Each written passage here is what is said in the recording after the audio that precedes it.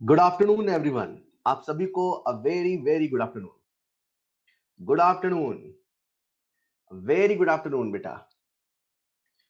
All right, तो जैसा कि आपको हमने कल कहा था, आज हम स्टार्ट करने वाले हैं एक नया चैप्टर, और नया चैप्टर है आपके सामने, दैट इज सॉलिड स्टेट। तो आज अपन स्टार्ट करने जा रहे हैं सॉलिड स्टेट। शुरू करें क्या?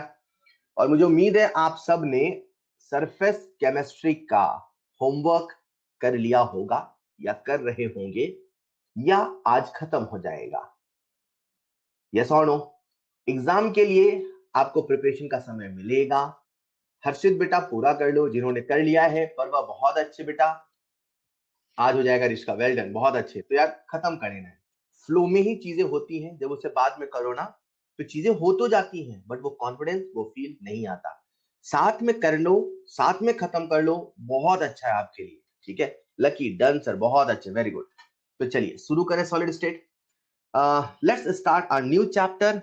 और मेरे ख्याल से फिजिकल केमिस्ट्री का आखिरी चैप्टर है क्या? कि अभी एक और बचा हुआ है? अच्छा अच्छा, एक और बचा हुआ है अभी। अच्छा, एक और बचा हुआ है, छोटा सा, है ना? तो चलिए समापन की ओर बढ़ते हुए, और आज स्टार्ट कर रहे हैं सॉलिड स्टेट। ये भी एक छोटा सा चैप्टर है, और 12th का टॉपिक है। और कहीं ना कहीं जो चैप्टर है वो भी एग्जाम के लिए इंपॉर्टेंट है, मतलब सवाल आता है। अब जो सॉलिड स्टेट है यार, सबसे पहले अपन समझते हैं उसका नेचर क्या है ना? तो बच्चे कहते हैं कि जो चैप्टर है बड़ा इमेजिनरी है, मतलब पता नहीं क्यों उनके वह दिमाग में ऐसा एक वहम सा बैठा होता है कि चैप्टर बहुत इमेजिनरी है। Yes, this is true. Chapter का जो रियल नेचर है ना वो इमेजिनरी है। बट आप जिस एग्जाम की प्रिपरेशन कर रहे हो, ओके, आपको सॉलिड स्टेट में पीएचडी नहीं करना है, आपको सॉलिड स्टेट में रिसर्च नहीं करना है। आप जिस एग्जाम की तैयारी कर रहे हो ना, उस एग्जाम के लेवल पर solid state is not so much imaginary. अगर इमेजिनेशन नहीं हो पाता तो रट्टा मार, खुशियां हजार की नीति पे चलना है।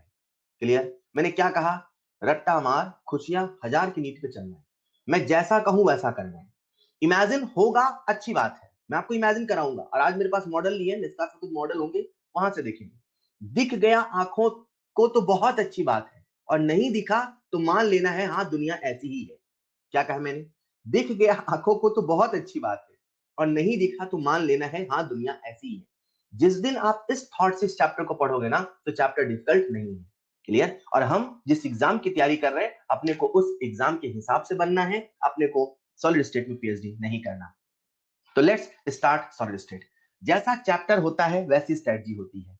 तो ये जो चैप्टर है इसकी स्ट्रेटजी थोड़ी सी डिफरेंट है। तो सबसे पहले जो आपको होमवर्क दे रहा हूं उसी स्ट्रेटजी के हिसाब से दे रहा हूं। तो आज मैं आपको सॉलिड स्टेट से होमवर्क दे रहा हूं, और आज मैं आप सबसे रिक्वेस्ट करूंगा कि जो पहला वाला होमवर्क है वो जरूर हो जाना चाहिए आज आज के आज। मतलब जैसे आपकी आखिरी क्लास खत्म हो, जितने बजे खत्म होती है, 8 बजे, 8 बजे के बाद ही होमवर्क होना चाहिए। ये जो होमवर्क मैं आपको दे रहा हूं ये आज होना चाहिए, ठीक है? मस्ट। वो क्या है? आज का जो लेक्चर है वो आप सबको सबसे पहले रिवाइज करना है। क्लियर? और फिर उसके बाद है आप short notes of surface chemistry बनाएंगे। अगर एग्जाम की प्रिपरेशन की वजह से दूसरा नहीं कर पाते तो चलेगा, बट आपका एग्जाम प्रिपरेशन हो चुका है क्योंकि आप एक वीक पहले से कर रहे हो, तो शॉर्ट नोट्स बना लेना वो भी अच्छी बात है। क्लियर है? तो बच्चों स्टार्ट करते हैं हम surface sorry solid state. Start करें क्या? तो सॉलिड स्टेट जैसा कि इसका नाम ही बता रहा है, आप सबका मुझे ध्यान चाहिए, ठीक है?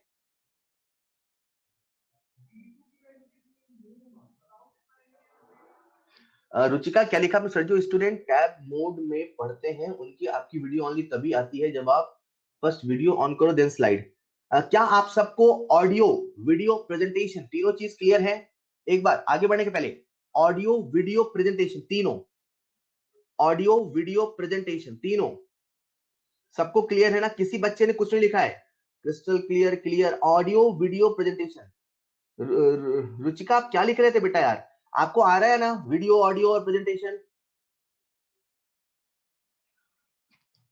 अच्छा, फिर भी मैं एक बार क्लियर कर देता हूं, एक बार मैं फिर से रिफ्रेश ताकि सबको दिखता रहे, है ना? क्लास स्टार्ट करे तो ये प्रॉब्लम नहीं आनी चाहिए। ऑलराइट, चलिए अभी ऑडियो, वीडियो, प्रेजेंटेशन सब कुछ ओके है ना?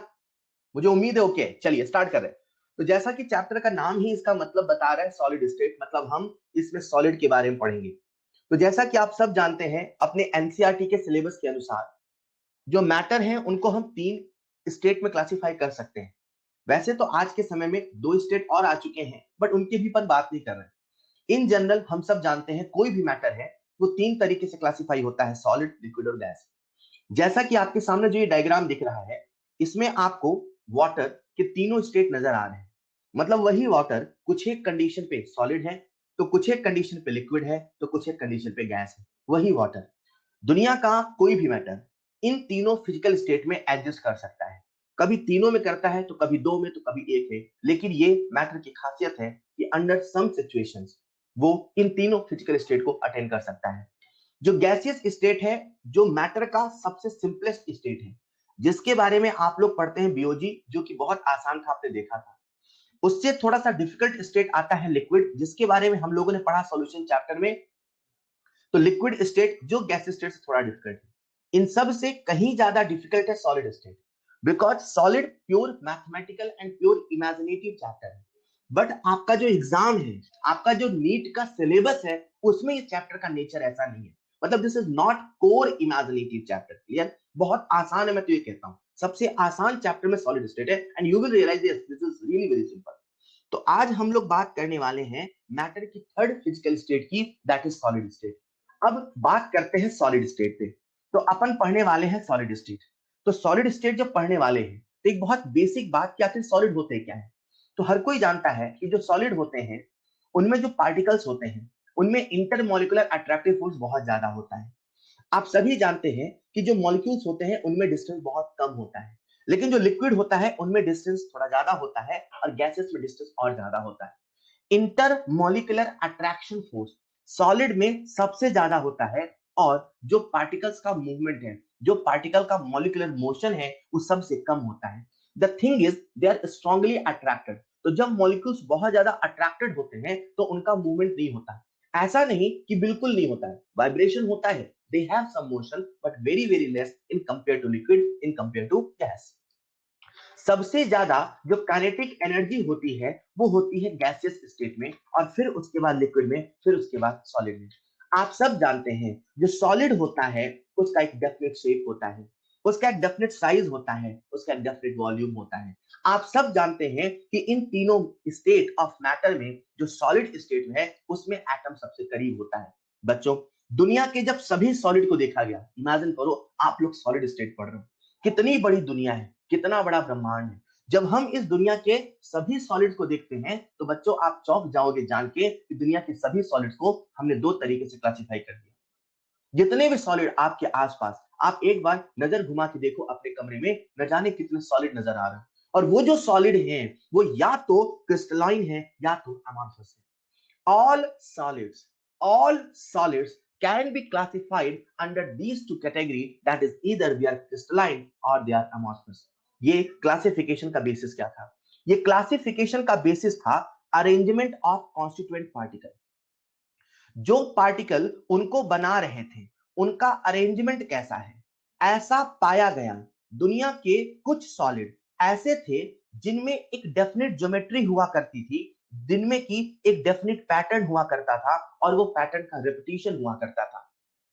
जैसा कि आप इस डायग्राम में देख सकते हैं कि यहाँ पे आपको एक डेफिनेट ज्योमेट्री नजर आ रही है। मतलब आप जिस ज्योमेट्री को जानते हो, आप ट्रायंगल जानते हो, आप रेक्टेंगल जानते हो, आप स्क्वायर जानते हो, आप हेक्सागन जानते हो। क्रिस्टलाइन सॉलिड वो सॉलिड हैं जिनमें कांस्टेंट पार्टिकल, यानी कि जो उसको बना रहे हैं, उनका एक डेफिनेट अरेंजमेंट है, उनकी एक डेफिनेट ज्योमेट्री है। और वो ज्योमेट्री है, बड़ी बात ये नहीं, बड़ी बात ये है उसी ज्योमेट्री का रिपीटिशन पूरी सॉलिड में, पूरे सॉलिड में। मतलब ये जो क्वार्ट्ज आपको नजर आ रहा है, दैट इज SiO2। इसमें जो इसको बनाने वाले पार्टिकल हैं, उन पार्टिकल का अपना एक अरेंजमेंट है, और वो जैसा भी अरेंजमेंट है, नंबर वन वो ज्योमेट्रिकल है, और नंबर टू वो रिपीटिशन है। मतलब उसी पैटर्न का रिपीटिशन पूरी सॉलिड में। लेकिन वहीं पे कुछ सॉलिड ऐसे थे जिनमें ज्योमेट्री को ढूंढ पाना पॉसिबल नहीं था। आप उस पार्टिकल के अरेंजमेंट को देख के नहीं बता सकते कि वो ज्योमेट्री कैसी है। जैसे कि ग्लास हो गया, इनमें जो पार्टिकल है, अरेंजमेंट है, मॉलिक्यूल पास पास है, कांस्टेंट पार्टिकल पास पास है, but they don't have a definite geometry. And the better thing is they don't have repetition of geometry. हो सकता है एक बच्चा ध्यान से इस डायग्राम को देखे बोले, सर, मैंने कहा क्या सर, देखो ना यहाँ पे सर हेक्सागन बन रहा है, सर बन रहा है, सर ज्योमेट्री है। भैया, ज्योमेट्री किसी एक जगह पे कोई एक है, ये बड़ी बात नहीं है। क्या उस ज्योमेट्री का रिपीटिशन पूरे सॉलिड में है? आप यहां पर पैटर्न का रिपीटिशन नहीं पाएंगे, आप यहां पर चीजों में रैंडमनेस पाएंगे, आप यहां पर चीजों में सिमेट्री नहीं पाएंगे। क्रिस्टलाइन सॉलिड जो बहुत ज्यादा सिमेट्रिकल था, जिसमें पैटर्न का रिपीटिशन था, लेकिन वहीं पे कुछ सॉलिड ऐसे थे बच्चों जिनमें रिपीटिशन नहीं था, जिनमें रैंडमनेस था, जिनमें चीजें यूं ही अरेंज थी, उन्हें हमने कहा अमॉर्फस सॉलिड। बच्चों कितना अजीब लगता है जब ये सोचो कि दुनिया में जितने सॉलिड हैं या तो वो क्रिस्टलाइन है या तो वह अमॉर्फस है। बच्चे ने मुझसे कहा सर हमारे इर्द गिर्द जितने सॉलिड हैं या तो क्रिस्टलाइन अमॉर्फस है। मैंने कहा हाँ। तो सर इमेजिन करो ये सॉलिड है। मैंने कहा हाँ। सर ये क्या है बताओ जरा। मैंने कहा यार ऐसे कैसे बताएं, मॉलिक्यूल का अरेंजमेंट देखना पड़ेगा। तो सर अरेंजमेंट हमारी आंखों से थोड़ी दिखता है। हाँ ये सच है कि अगर हम इसके अरेंजमेंट को देख लें तो हम बता देंगे कि वो क्रिस्टलाइन है कि अमॉर्फस है, बट अरेंजमेंट हम अपनी आंखों से तो नहीं देख सकते। तो ऐसी कौन सी प्रॉपर्टीज हैं जिनसे हम क्रिस्टलाइन और अमॉर्फस सॉलिड को पहचान पाए? तो क्रिस्टलाइन और अमॉर्फस सॉलिड को पहचानने के लिए और भी बहुत सारी प्रॉपर्टीज हैं। तो वो प्रॉपर्टीज क्या है वो बताता हूं, उसके पहले मैं कुछ एग्जांपल देता हूं। जो NaCl है वो क्रिस्टलाइन सॉलिड है, क्वार्ट्ज क्रिस्टलाइन सॉलिड है, डायमंड क्रिस्टलाइन सॉलिड है, सल्फर क्रिस्टलाइन सॉलिड है। क्यों? क्योंकि इन सब में एक ज्योमेट्रिकल पैटर्न है और उसी पैटर्न का पूरे सॉलिड में एक जैसा रिपीटेशन है। लेकिन वहीं पर जो क्वार्ट्ज ग्लास है, मतलब सिंपल जो ग्लास है, जो कांच है, जो पिच ब्लेंड है, रबर है, जो प्लास्टिक है, ये सब के सब अमॉर्फस है। तो फिर वही सवाल, हाँ सर आपने कह दिया, हमें पता चल गया ये अमॉर्फस है, हम कैसे पहचानेंगे कौन क्रिस्टलाइन क्या अमॉर्फस है? जो क्रिस्टलाइन सॉलिड होते हैं और जो अमॉर्फस सॉलिड होते हैं, इनकी अपनी कुछ एक प्रॉपर्टी है। अगर हम मॉलिक्यूलर अरेंजमेंट को देख लें तो इन्हें बता पाना तो बहुत आसान है, लेकिन अगर हम मॉलिक्यूलर अरेंजमेंट को नहीं देखते तब भी हम कुछ प्रॉपर्टी के बेसिस पे ये बता सकते हैं कि कौन क्रिस्टलाइन और कौन अमॉर्फस है। तो वो प्रॉपर्टी क्या है एक एक करके हम समझते हैं। सबसे पहले बात करते हैं उनके शेप की। जो क्रिस्टलाइन सॉलिड होते हैं उनका एक कैरेक्टरिस्टिक ज्योमेट्रिकल शेप होता है, लेकिन जो अमॉर्फस होता है उसमें ऐसा नहीं होता है। मतलब अगर आप किसी भी क्रिस्टलाइन सॉलिड को देखोगे तो उसमें आपको एक ज्योमेट्रिकल शेप नजर आएगा, लेकिन जो अमॉर्फस है उनमें ऐसा कोई शेप नजर नहीं आता। सबसे मजे की बात यह है बच्चों, जो क्रिस्टलाइन सॉलिड होता है उनका एक शार्प मेल्टिंग पॉइंट होता है। मतलब अगर हम बात करें आइस की तो आइस का एक फिक्स मेल्टिंग पॉइंट है, दैट इज 0 डिग्री सेल्सियस। लेकिन अगर बात करूं मैं प्लास्टिक की, अभी कुछ देर पहले मैंने आपसे कहा था जो प्लास्टिक अमॉर्फस है। अगर बात करूं मैं प्लास्टिक की, और प्लास्टिक को हम कहें किस डिग्री सेल्सियस पे मेल्ट होता है तो आप नहीं बता पाओगे। अगर इसे गैस के ऊपर रख दो तो 30 या 40 पे ये सॉफ्ट होना स्टार्ट होगा, 50-60 पे और सॉफ्ट होगा, 70 पे हो सकता है थोड़ा थोड़ा मेल्ट होना शुरू हो, 80-90 पे मेल्ट हो। मतलब आप नहीं कह सकते हो कि 30 पे मेल्ट हुआ कि 40 पे हुआ कि 60 पे हुआ कि 80 पे हुआ। इसमें मेल्टिंग पॉइंट का एक रेंज होता है। जो अमॉर्फस सॉलिड होते हैं they melt over a range of temperature, इनका कोई एक फिक्स टेम्परेचर नहीं होता है।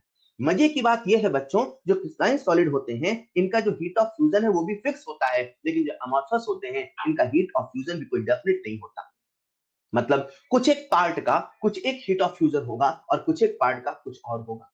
इन सब से ज्यादा जिस प्रॉपर्टी की बेसिस पे आप किसी भी सॉलिड को पहचान सकते हो कि वो क्रिस्टलाइन है कि अमॉर्फस है, वो है उसकी क्लीवेज प्रॉपर्टी। जैसे ही किसी सॉलिड को आप किसी शार्प ऑब्जेक्ट से कट करते हो तो कट करने के बाद हमें जो एज मिलती है, हमें जो सरफेस मिलती है, अगर वो कभी स्मूथ मिले, अगर वो कभी प्लेन मिले तो समझ जाना वो क्रिस्टलाइन है। लेकिन अगर कट करने के बाद वो जो सरफेस है वो स्मूथ नहीं मिलती, वो रफ मिलती है, वो इरेगुलर मिलती है, तो समझ जाना वो अमॉर्फस है।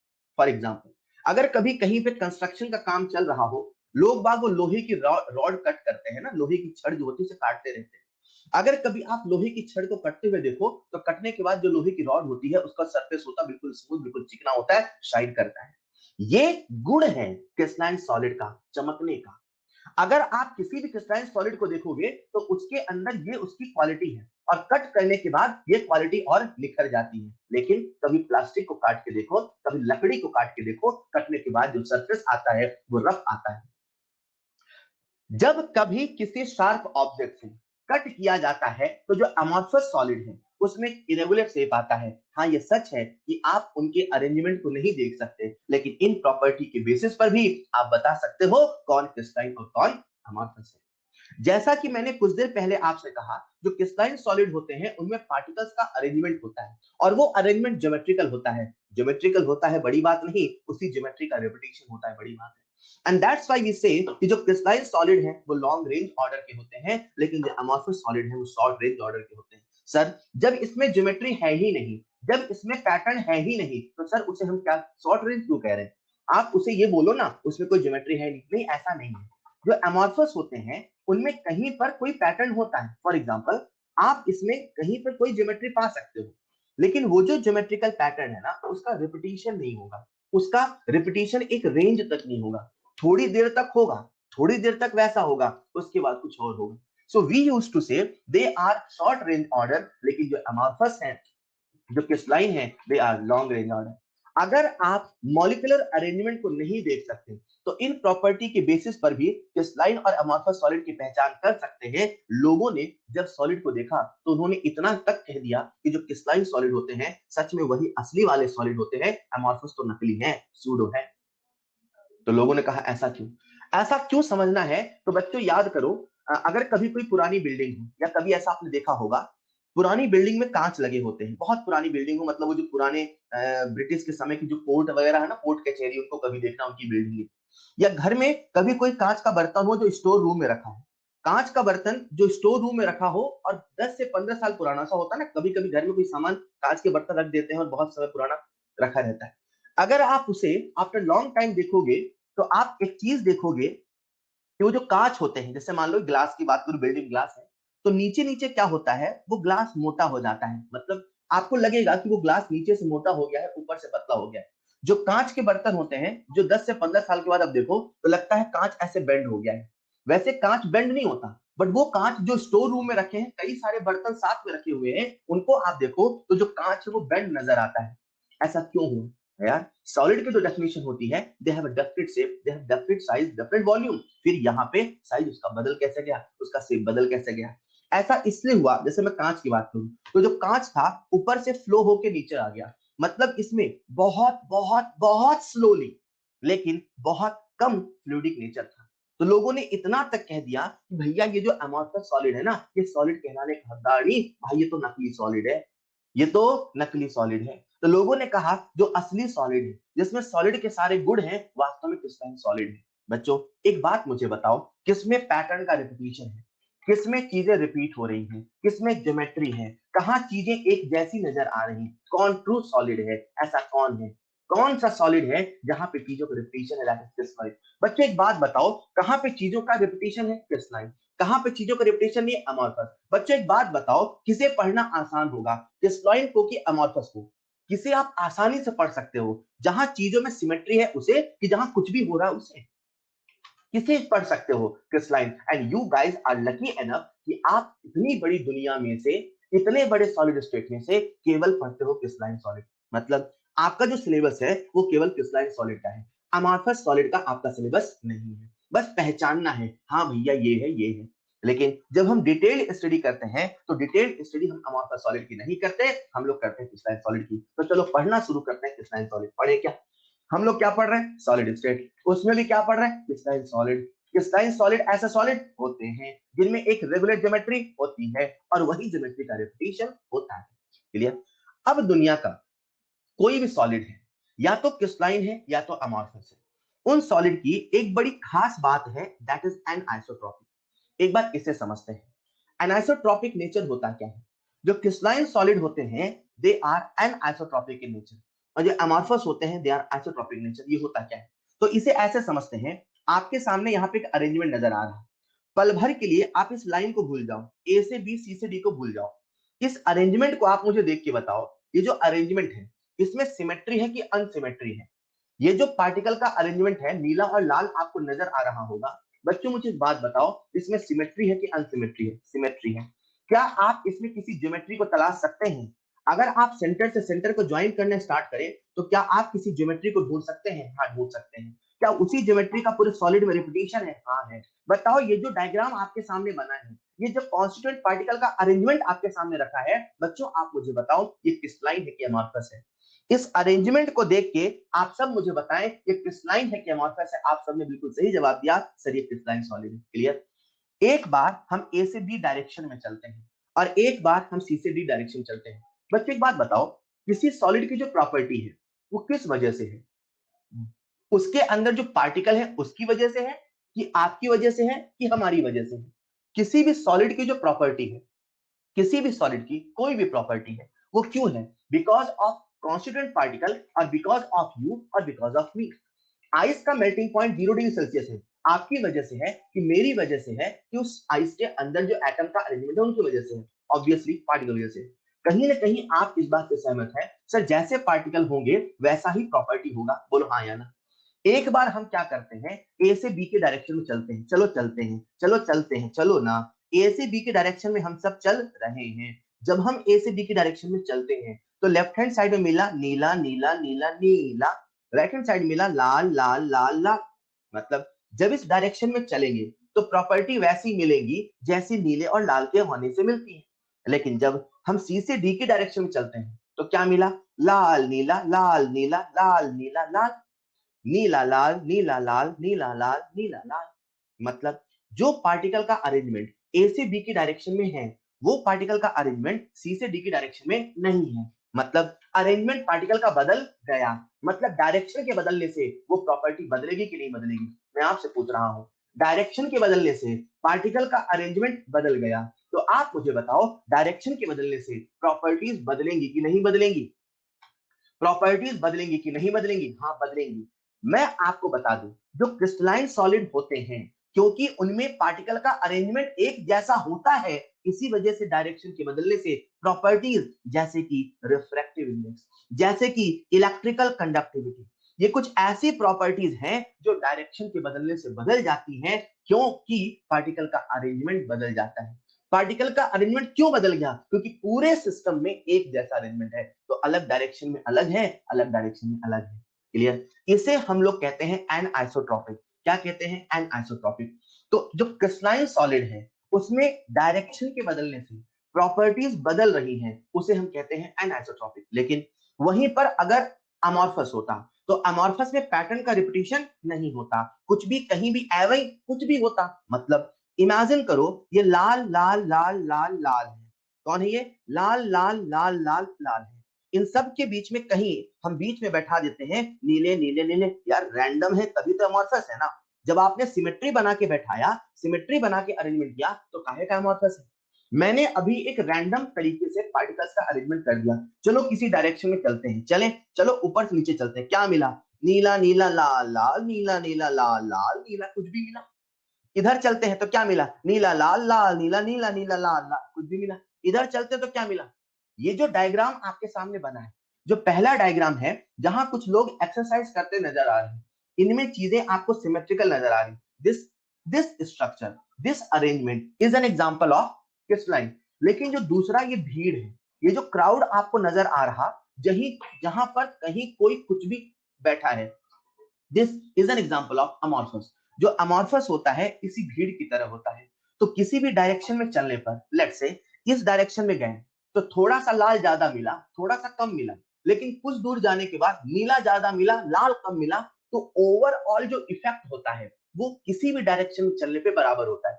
कहीं कोई ज्यादा तो कहीं पे थोड़ा कम, तो थोड़ा ज्यादा थोड़ा कम, तो ओवरऑल जो इफेक्ट है किसी भी डायरेक्शन में जाने पे बराबर है। बराबर है मतलब सेम है, सेम है मतलब आइसो है। तो इसीलिए हम कहते हैं जो क्रिस्टलाइन सॉलिड होता है वो एनाइसोट्रॉपिक इन नेचर होता है, लेकिन जो अमॉर्फस होता है वो आइसोट्रॉपिक होता है। आखिर ऐसा क्यों होता है? क्योंकि पार्टिकल का अरेंजमेंट ऐसा होता है। पार्टिकल का अरेंजमेंट ऐसा क्यों है यार, यही तो उसकी पहचान है। जब अरेंजमेंट सिमेट्रिकल तो क्रिस्टलाइन है, जब अरेंजमेंट रैंडम है तो अमॉर्फस। क्लियर? तो जो क्रिस्टलाइन सॉलिड होते हैं दे आर एनआइसोट्रॉपिक इन नेचर, लेकिन जो अमॉर्फस होते हैं they are isotropic in nature. मतलब स्टेडियम में बैठी भीड़, कुंभ का मेला किसी बच्चे ने लिखा है, ये जो मेला है, ये जो भीड़ है, दे ऑल आर आइसोट्रॉपिक। मतलब किसी डायरेक्शन में जाओ घूम फिर के चीजें बराबर होंगी। Is this clear? तो हम लोग पढ़ रहे हैं सॉलिड स्टेट, उसमें भी हम पढ़ रहे हैं क्रिस्टलाइन सॉलिड। जो क्रिस्टलाइन सॉलिड होते हैं उनमें एक जैसा अरेंजमेंट, एक जैसी ज्योमेट्री होता है। मॉलिक्यूलर अरेंजमेंट आंखों से नहीं देख पाओ क्योंकि आप शक्तिमान नहीं हो, तो आप प्रॉपर्टी की बेसिस पे पहचान सकते हो। कौन कौन सी प्रॉपर्टी है? मैंने आपको बहुत सारी प्रॉपर्टी बताई, जैसे कि मेल्टिंग पॉइंट, जैसे कि हीट ऑफ फ्यूजन, जैसे कि cleavage property and so on. इस प्रॉपर्टी की बेसिस पे आप पहचान सकते हो कौन क्रिस्टलाइन है और कौन अमॉर्फस है। बच्चों हम लोग क्या पढ़ रहे हैं? बोलो बोलो बोलो। हम लोग क्या पढ़ रहे हैं? बोलो बोलो बोलो। हम लोग क्या पढ़ रहे हैं? बोलो बोलो बोलो। Solid state. सॉलिड स्टेट में हम लोग क्या पढ़ रहे हैं? Crystalline solid. क्रिस्टलाइन सॉलिड कहां पढ़ रहे हैं? दुनिया के सारे। इतनी बड़ी दुनिया, इतना बड़ा ब्रह्मांड, इसमें हमने जितने भी क्रिस्टलाइन सॉलिड देखे वो सारे के सारे क्रिस्टलाइन सॉलिड इतने तरीके से क्लासिफाई हुए। ये जो क्लासिफिकेशन आपके सामने दिया है, मॉलिक्यूलर, आयनिक, कोवेलेंट, मेटालिक, ये ऑलरेडी आप लोगों ने इनऑर्गेनिक केमिस्ट्री में पढ़ लिया है। इसको हम फिजिकल केमिस्ट्री में डिस्कस नहीं करते हैं, लेकिन फिर भी मैंने हैंडआउट में दे दिया है ताकि ये बिल्कुल वही है जो आपके मॉड्यूल में दिया है, एज इट इज वही है। हमने इसे दे दिया है ताकि जब आप रिवाइज करें तो आपको पता है ये भी पढ़ना है। पढ़ना कहां से है? इनऑर्गेनिक वाले कंसेप्ट से। क्लियर? तो इतनी बड़ी दुनिया है, उसमें हमने जब जब क्रिस्टलाइन सॉलिड को ढूंढा तो क्रिस्टलाइन सॉलिड इतने तरीके से मिले। बच्चों, कोई भी क्रिस्टलाइन सॉलिड हो, कोई भी, मतलब चाहे मॉलिक्यूलर होगा, चाहे आयनिक होगा, चाहे कोवेलेंट होगा, चाहे मेटालिक हो, कुछ भी होगा, सभी क्रिस्टलाइन सॉलिड की अपनी एक लैटिस होती है, अपनी एक लैटिस होती है। तो जैसे मैंने कहा अपनी एक लैटिस होती है, बच्चे मुझसे कहते हैं सर ये लैटिस क्या होती है? सॉलिड स्टेट में हम लोग पढ़ रहे हैं क्रिस्टलाइन सॉलिड। अब क्रिस्टलाइन सॉलिड न जाने कितने तरीके का होगा, पर जितने भी तरीके का होगा उन सब की अपनी एक लैटिस होती है। लैटिस है क्या? लैटिस है three dimensional arrangement of particle. जब आप पार्टिकल को, दैट इज कॉन्स्टिट्यूएंट पार्टिकल को, मतलब जो उसको बना रहे हैं, उसको थ्री डायमेंशनली रिपीट करते हो, इसे ऐसे समझते हैं। जब उसे थ्री डायमेंशनली रिपीट करते हो तो वही बनता है लैटिस। तो कैसे समझते हैं? इमेजिन करो ये एटम है, ये जो सर्कल आपको नजर आ रहे हैं ये सर्कल सारे एटम है या कॉन्स्टिट्यूएंट पार्टिकल है।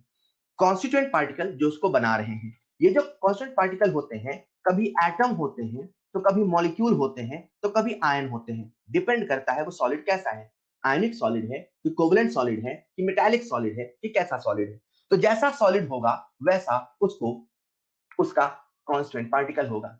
किसी भी सॉलिड का जो कांस्टेंट पार्टिकल है, फॉर एन एग्जांपल यहाँ पे जो ये सर्कल आपको नजर आ रहे हैं, ये सारे के सारे उसके कांस्टेंट पार्टिकल हैं। इन कांस्टेंट पार्टिकल का जो सेंटर पॉइंट है, कांस्टेंट पार्टिकल का जो सेंटर पॉइंट है, कॉन्स्टिट्यूएंट पार्टिकल का जो सेंटर पॉइंट है, इन सभी सेंटर पॉइंट को हम स्ट्रेट लाइन से ज्वाइन करें। कैसे ज्वाइन करें? स्ट्रेट लाइन से। और इन सेंटर पॉइंट को जब हम स्ट्रेट लाइन से ज्वाइन करते जाते हैं और आगे पीछे ऊपर नीचे दाएं बाएं रिपीट करते हैं, मतलब जब हम इन लैटिस पॉइंट्स को, ये जो एटम है, ये जो सेंटर है, जो आगे चल के लैटिस को बनाने वाले हैं, मतलब जब आप इसे रिपीट करोगे तो कुछ ऐसा बनेगा। ये जो थ्री डायमेंशनल अरेंजमेंट आपको नजर आ रहा, ऐसा हमने कुछ बना दिया। इस पूरे अरेंजमेंट को हम लोग कहते हैं लैटिस। क्या कहते हैं बच्चों? लैटिस। तो लैटिस किससे बना हुआ है? इन कांस्टेंट पार्टिकल से। और कांस्टेंट पार्टिकल का जब हम पेपर प्रेजेंटेशन करते हैं, मतलब जब पेपर बनाते हैं, अब यार पेपर में हर बार हम एटम थोड़ी बनाएंगे, आराम से एटम बनाए, फिर बनाए काला, फिर नीला, तो नहीं करने वाले। तो पेपर में क्या करते हैं, हम सिंपली कैसे डॉट बना देते हैं। ये जो डॉट है ये रिप्रेजेंट करता है उस कांस्टेंट पार्टिकल को जिसे हम लोग कहते हैं लैटिस पॉइंट। मतलब ये जो आपको डॉट नजर आ रहा, this is basically lattice point, जो किसी एक एटम के सेंटर को रिप्रेजेंट कर रहा। This is lattice point, this is lattice point, this is lattice point, lattice point, lattice point, lattice point. समझ पा रहे हो क्या? तो इन लैटिस पॉइंट्स को जब हम स्ट्रेट लाइन से ज्वाइन करते हैं और आगे पीछे ऊपर नीचे दाएं बाएं रिपीट करते हैं, जो एक थ्री डायमेंशनल पैटर्न बन के सामने आता है, वही किसी सॉलिड का लैटिस कहलाता है। तो लैटिस जो होता है किसी भी सॉलिड का एक स्पेस रिप्रेजेंटेशन है, एक थ्री डायमेंशनल रिप्रेजेंटेशन। ये कुछ ऐसा है जैसे कोई बिल्डिंग है, जो बिल्डिंग है वो पूरी की पूरी बिल्डिंग एक लैटिस के जैसी है। अब जो लैटिस होता है किसी स्मॉलेस्ट यूनिट से बना होता है, जैसे कि इस लैटिस का जो सबसे स्मॉलेस्ट चीज जिसे बना रही वो क्या है? Lattice point, that is constituent particle का सेंटर। ये जो लैटिस पॉइंट होता है बच्चों, इसी लैटिस पॉइंट से पूरा का पूरा लैटिस बना होता है। तो हम लोग क्या पढ़ रहे हैं? Solid state. उसमें क्या पढ़ रहे हैं? Crystalline solid. क्रिस्टलाइन सॉलिड न जाने कितने टाइप का होता है, पर हर क्रिस्टलाइन सॉलिड का अपना एक लैटिस होता है, जो कि लैटिस पॉइंट यानी कि कांस्टेंट पार्टिकल से बना होता है। क्लियर? तो जो लैटिस पॉइंट है, अगर आप ध्यान से लैटिस पॉइंट को थ्री डायमेंशनल रिपीट करो, तो ये जो लैटिस आपके सामने नजर आ रहा है, ये वाला डायग्राम मैं बोल रहा हूं, इसे हम लोग कहते हैं लैटिस। अगर आप ध्यान से इस लैटिस को देखो बच्चों, तो आपको इसमें एक चीज नजर आएगी। क्या नजर आएगी? इस पूरे के पूरे लैटिस में एक ऐसी चीज है जो रिपीट हो रही है, मतलब इस पूरे लैटिस में एक ऐसी छोटी सी ज्योमेट्री है जो रिपीट हो रही है। थ्री डायमेंशनल ज्योमेट्री जो रिपीट हो रही है। टू डायमेंशनल ज्योमेट्री नहीं बोला मैंने, क्या बोला मैंने? थ्री डायमेंशनल ज्योमेट्री जो रिपीट हो रही है। ये जो थ्री डायमेंशनल ज्योमेट्री है जो पूरे सॉलिड में रिपीट हो रही है, इसे हम लोग कहते हैं यूनिट सेल। क्या कहते हैं, यूनिट सेल। तो इसे आप ऐसे भी कह सकते हैं, कोई भी जो सॉलिड है, राइट, उसमें हम लोग पढ़ रहे हैं crystalline solid, right. Crystalline solid की अपनी एक लैटिस होती है, राइट।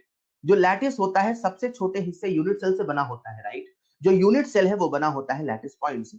आखिर ये लैटिस पॉइंट क्या होता है? लैटिस पॉइंट उसको बनाने वाले एटम का सेंटर होता है, जो कि ऑन पेपर एक डॉट होता है। तो अगर कोई मुझसे पूछे कि लैटिस पॉइंट क्या है, तो मैं कहूंगा कॉन्स्टिट्यूएंट पार्टिकल ही है, पर ऑन पेपर वो एक सिंपल डॉट है। जब उन डॉट को हम जोड़ते हैं तो सबसे छोटा 3D pattern, that is unit cell. और जब उसी यूनिट सेल को हम 3 डायमेंशनल, जैसे आप इस डायग्राम को देखो, लेफ्ट राइट, तो राइट लेफ्ट ऊपर नीचे आगे पीछे, आप इसे इन सभी डायरेक्शन में रिपीट करो, एक 3 डायमेंशनल पैटर्न बन के तैयार होगा, जो कि होगा उसका लैटिस। इसे आप ऐसे को रिलेट कर सकते हो, जैसे कोई एक बिल्डिंग है, राइट।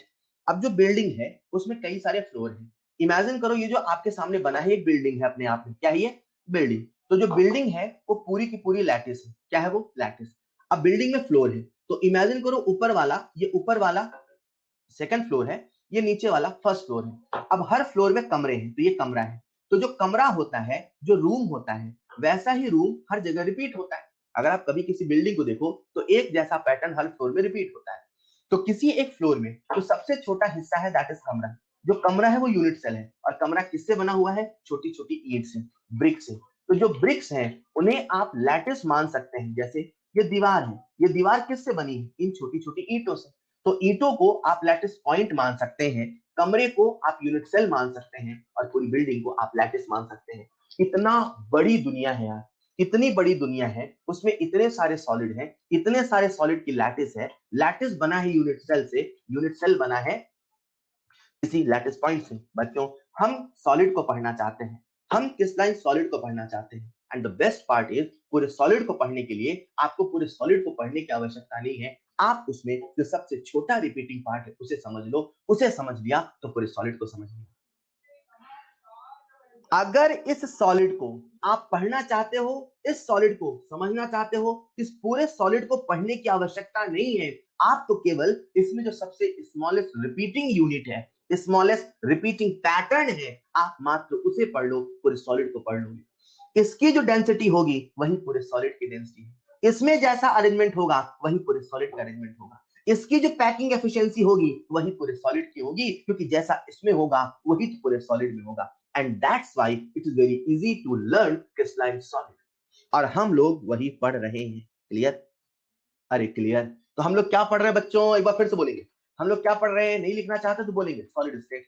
उसमें भी कौन सा सॉलिड पढ़ रहे हैं? Crystalline solid. दुनिया में कितने तरह के सॉलिड होते हैं? 2 तरीके के। बोलना जरा। Number 1 crystalline, number 2 amorphous. हम लोग क्या पढ़ रहे हैं? क्रिस्टलाइन। अब क्रिस्टलाइन सॉलिड की क्या होती है? लैटिस। पर लैटिस में हम लोग क्या पढ़ रहे हैं? सबसे छोटा रिपीटिंग यूनिट यूनिट सेल। क्योंकि यूनिट सेल को पढ़ लिया, यूनिट सेल को पढ़ लिया तो पूरे सॉलिड को पढ़ लिया। यूनिट सेल को पढ़ लिया तो पूरे सॉलिड को पढ़ लिया। यूनिट सेल किससे बना होता है? लैटिस पॉइंट से। ये लैटिस पॉइंट क्या होता है? अरे कभी एटम तो कभी मॉलिक्यूल तो कभी आयन, सरल भाषा में कॉन्स्टिट्यूएंट पार्टिकल होता है। क्लियर? तो चलो पढ़ना शुरू करें। तो जो लोग सॉलिड स्टेट को बना रहे थे, उन्होंने जब पूरी दुनिया घूमी, मैं कुछ बोल रहा हूं, सुना ध्यान से। जो लोग सॉलिड स्टेट को बना रहे थे उन्होंने पूरी दुनिया घूमी, और पूरी दुनिया घूम के देखी कि जो क्रिस्टलाइन सॉलिड है, उनका जो क्रिस्टल सिस्टम है, उनका जो क्रिस्टलाइन पैटर्न है पूरी दुनिया में, वो टोटल 7 टाइप का है। कितना टाइप का है? 7 टाइप का। मतलब, और उन 7 टाइप के जो क्रिस्टल थे, उनके जो यूनिट सेल थे, कोई भी क्रिस्टल हो, मतलब अभी तक मैंने आपको जितने डायग्राम बनाए, ये सारे डायग्राम क्यूब थे। हमेशा क्यूब कोई जरूरी नहीं है।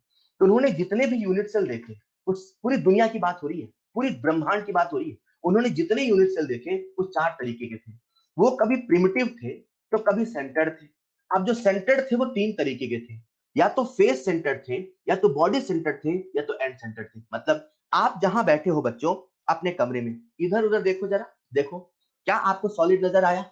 उसमें से कोई क्रिस्टलाइन सॉलिड ढूंढो, कोई भी क्रिस्टलाइन सॉलिड ढूंढो, कोई भी क्रिस्टलाइन सॉलिड, उनमें से कोई भी क्रिस्टलाइन सॉलिड ढूंढो। ढूंढो ना यार, देखो ना इधर उधर, पेड़ के नीचे बैठे हो क्या?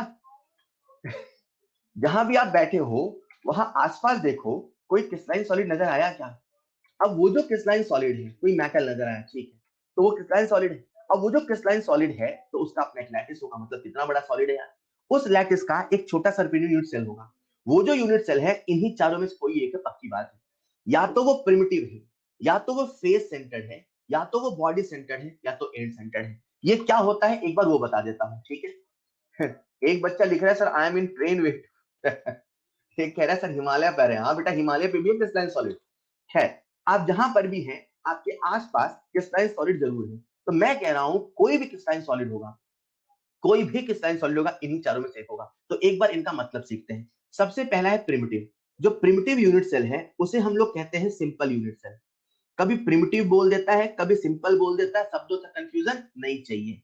प्रिमिटिव यूनिट सेल और सिंपल यूनिट सेल और बेसिक यूनिट सेल, कुछ भी बोले बात बराबर। ये क्या है? ये ऐसे यूनिट सेल होते हैं जिनमें जो कॉन्स्टिट्यूएंट पार्टिकल हैं केवल कोने पर, बोलना जरा, केवल कोने पर, मतलब एक कोना, दो कोना, तीन कोना, चार कोना, पांच कोना, छह कोना, सात कोना, आठ कोना।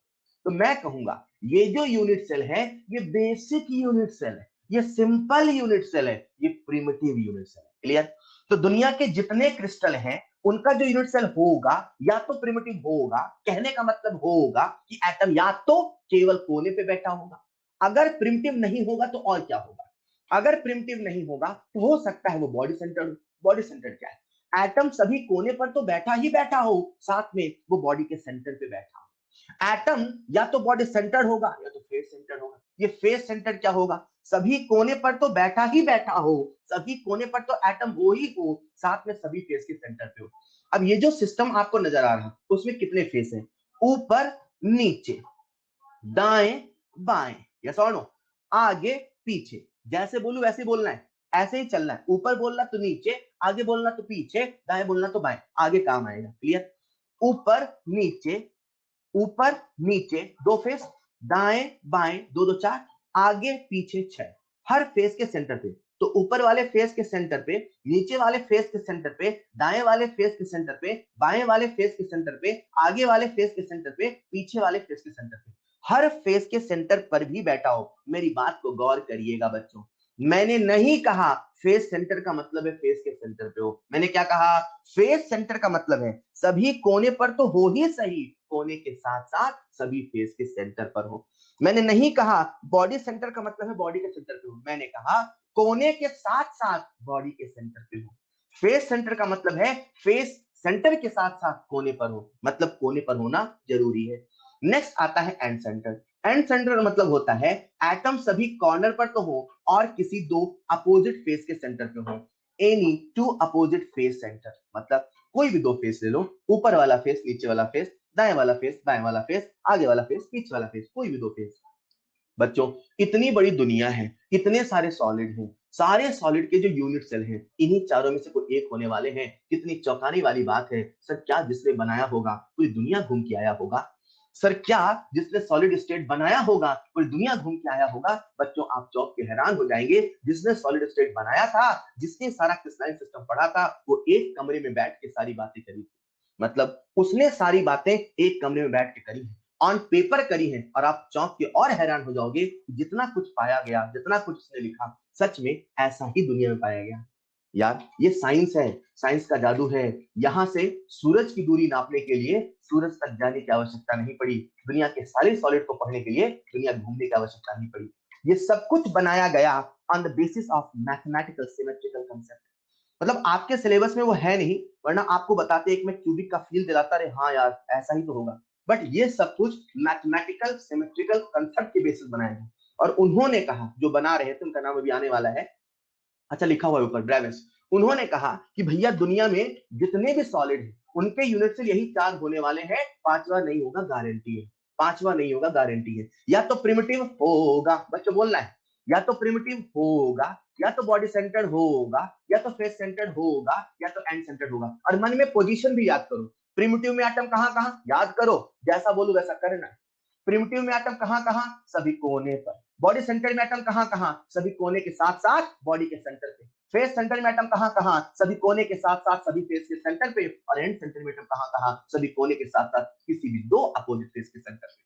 क्लियर? बच्चों, कोई भी यूनिट सेल होगा, कोई भी क्रिस्टल सिस्टम होगा, राइट, कोई भी क्रिस्टल सिस्टम होगा उसमें जो चेंज आता है दो ही पॉइंट की बेसिस पे आता है, या तो एज लेंथ बदलती है या तो एंगल बदलता है। मतलब अगर क्यूब हुआ, क्या हुआ, सिंपल क्यूब, जो सिंपल क्यूब है उसमें a बराबर b बराबर c होगा। आप सब जानते हैं क्यूब क्या होगा, मैं मान के चल रहा हूं आप सब 5वीं 6वीं 7वीं पढ़ के आए हो, आपको पता है क्यूब क्या होता है। जो क्यूब होता है उसमें सभी एजेस इक्वल होती हैं, मतलब a b और c इक्वल है। आपको पता है कि जो क्यूब होता है उसमें जो एंगल है वो सारे सारे 90 डिग्री है, मतलब अल्फा बराबर बीटा बराबर गामा बराबर 90 है। This is the property of cube. अगर आप इनमें से कोई एक चेंज करोगे तो वो क्यूब नहीं रहेगा, वो कोई दूसरा ज्योमेट्रिकल पैटर्न बनेगा।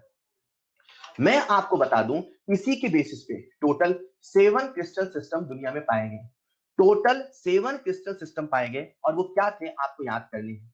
तो आपके सामने जितने क्रिस्टल नजर आ रहे हैं, राइट, ये सभी के सभी जो क्रिस्टल हैं इनका अपना एक लैटिस है, इनका अपना एक यूनिट सेल है, और वो जो यूनिट सेल है इन्हीं सातों में से कोई एक है, या तो क्यूबिक है, या तो टेट्रागोनल है, या तो ऑर्थोरोम्बिक है, या तो मोनोक्लिनिक है, या तो मोनोक्लिनिक है, या तो ट्राइक्लिनिक है, या तो ट्राइगोनल है, या तो हेक्सागोनल है। मतलब जितने भी क्रिस्टल हैं वो इन्हीं सातों में से कोई एक है। आपको याद करना है एंगल, आपको याद करना है एज लेंथ, आपको याद करना है एज लेंथ एंगल, आपको याद करना है ऑर्थोरोम्बिक, आपको याद करना है मोनोक्लिनिक, आपको याद करना है ट्राइक्लिनिक, आपको याद करना है ट्राइगोनल, आपको याद करना है हेक्सागोनल। ये सब आपको याद करना है। याद कर पाओगे क्या? क्या आप ये सब कुछ याद कर पाओगे? जल्दी बोलो, आपके सामने स्क्रीन जो लिखा है उसे याद करना है, जल्दी बताओ।